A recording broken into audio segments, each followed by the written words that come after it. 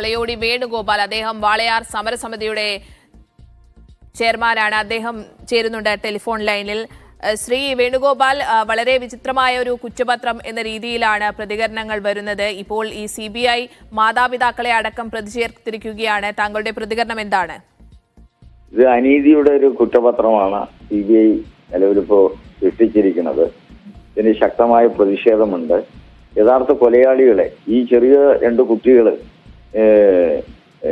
കൊല ചെയ്തത് യഥാർത്ഥ കൊലയാളികളെ രക്ഷപ്പെടുത്തുവാനുള്ള തന്ത്രപരമായ നീക്കമാണ് CBI ഈ കുറ്റപത്രത്തിൽ ആവർത്തിച്ച് ഉണ്ടാക്കിയിട്ടുള്ളത്. അപ്പൊ യഥാർത്ഥ പ്രതികളെ രക്ഷപ്പെടുത്തുവാൻ വേണ്ടി കുട്ടികളുടെ അമ്മയെയും അച്ഛനെയും ബലാത്സംഗം നടന്നതായി അറിഞ്ഞിട്ടും ബന്ധപ്പെട്ടവരെ അറിയിച്ചില്ല എന്നും, അതുപോലെ തന്നെ ബോസ്കോ നിയമപ്രകാരം അമ്മയും അച്ഛനും ഇതിന് കുറ്റക്കാരാണെന്ന് പറഞ്ഞ 326 ബോസ്കോ ഒക്കെ ചുമത്തി ഇവരെ പ്രതിയാക്കിയതിന്റെ പിന്നില് യഥാർത്ഥ കുറ്റവാളികളെ രക്ഷപ്പെടുത്തുവാനാണ് CBIന്റെ വിശ്വസ്തത തന്നെ ഈ നഷ്ടപ്പെടുത്തിയിരിക്കുകയാണ്.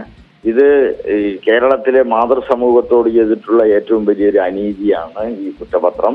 CBIയുടെ പഴയ കഥകൾ തന്നെ, നമ്മൾ പഴയ അന്വേഷണം തന്നെ നോക്കിയാൽ ചരിത്രപ്രസിദ്ധമായ വളരെ കേരളം നടുക്കിയ അഭയ കേസിൽ തന്നെ CBI പല ആളുകളെയും പ്രതിയാക്കിയാണ്, മാറ്റി 3-4 തവണ. അതുകൊണ്ട് CBIയുടെ അന്വേഷണം വിശ്വസനീയമല്ല.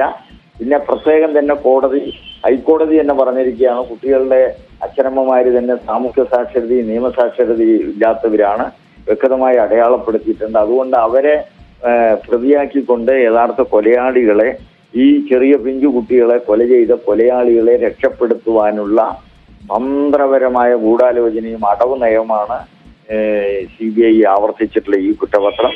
ഇത് ശക്തമായ അനീതിയാണ്, നീതി നിഷേധമാണ്. ഇതിനെതിരെ നിയമപരമായും ജനകീയപരമായിട്ടുള്ള കുറ്റപത്രം പഠിച്ച ശേഷം വളരെ ഇടപെടൽ സമരസമിതി ഇതിൽ എടുക്കുമെന്നാണ് സമരസമിതിക്ക് പറയുവാനുള്ളത്. ശരി, വളരെ നന്ദി വിളയോടി വേണുഗോപാൽ പ്രതികരിച്ചതിന്. അദ്ദേഹം പറയുന്നത് CBIക്കെതിരെയാണ്. കാരണം CBIയുടെ നേരത്തെ വന്ന കേസുകളിലൊക്കെ തന്നെ ഇത്തരത്തിൽ ഉണ്ടായിരുന്നു.